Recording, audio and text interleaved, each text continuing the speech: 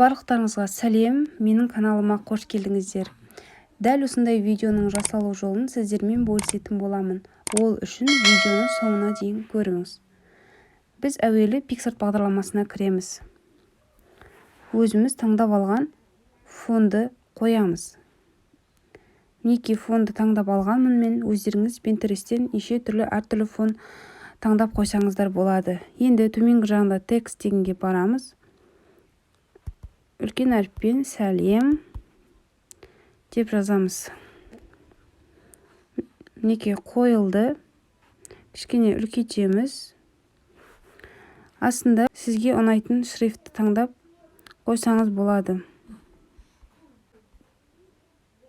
Осы ұнап тұр, осыны қоямын. Және түс таңдайтын боламыз. Төменгі жағында цвет деген бар. Өзіңізге ұнаған кез келген түсті таңдасаңыз болады.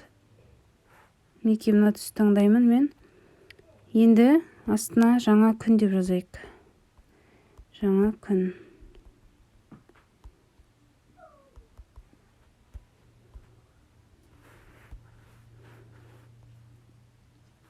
Бұның да түсін дәл сондай қыламыз.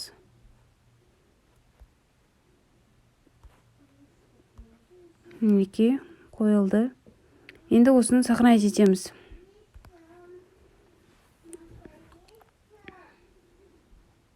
Енді бұдан шығып, PicsArt'тан шығып, CapCut'қа кіреміз. Новый проект басамыз. Өзіміздің дайындаған видеомызды қойып аламыз. Мінекей. Енді осы видеоның үстіне наложение фото қоямыз. Жоғары жағында фото тұр. Жаңағы өзіміздің таңдаған фотомыз, яғни жазған.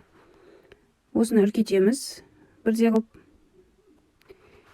Және де видеомен бірдей қылып сөзді тартамыз оңға қарай. Видеоның соңындағы CapCut'тың видеосын өшіріп тастаймыз. Енді Chroma Key дегенге барамыз төменгі жағында. Chroma Key дегенге барып, пипетканы мына сиреновый түстің үстіне қоямыз да интенсивность қосамыз. Мінекей қостым. Енді видеоны шамалы жүргізгеннен кейін барып, плюсик батырмасы ромбикте тұрған, соны басамыз. Жүргізіп, екі саусақтың көмегімен экранды жылжытамыз.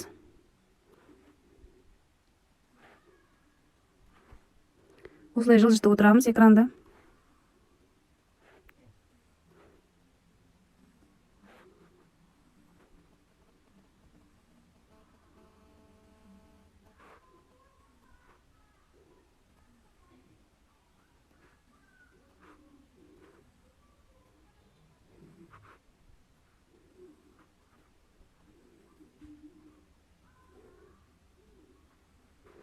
Мінекей жылжыттым. Енді жүргізіп барып, экранды қайтадан төмен қарай түсіреміз.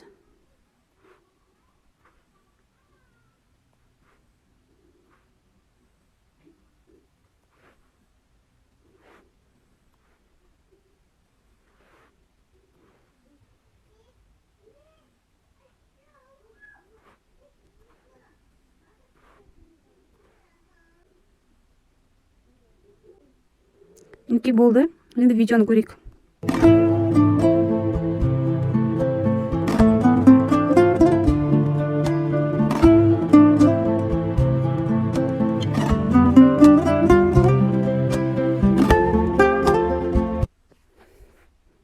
Сохранить етеміз. Жоғары жағында кнопканы басып.